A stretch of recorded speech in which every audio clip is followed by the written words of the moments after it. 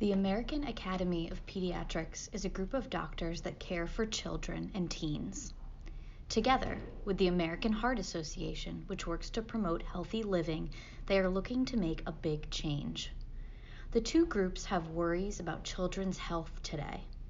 They want sugary drink taxes and limits on sugary drink ads for kids and teens, as well as more specific information on packaging. Taxes on sugary drinks are what make these drinks cost more money.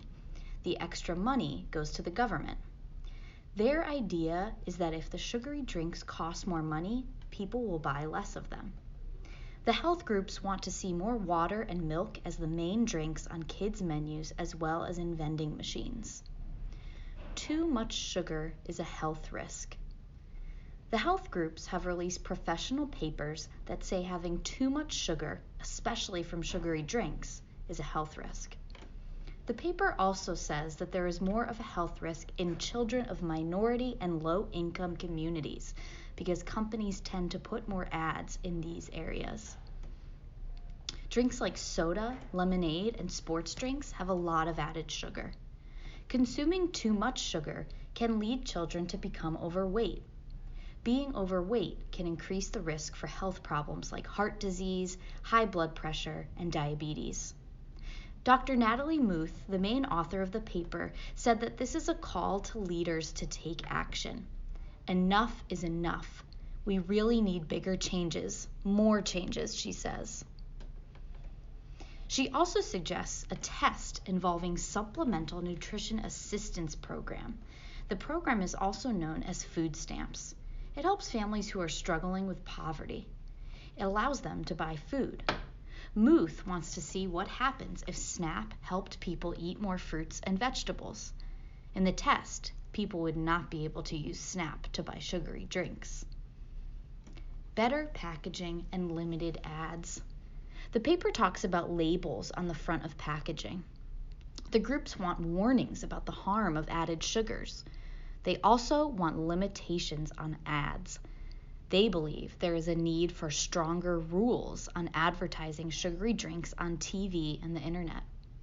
The limits on ads could include kid-friendly places like movie theaters and sports events. The manufacturers of these sugary drinks disagree with the groups. The American Beverage Association is a group of drink companies.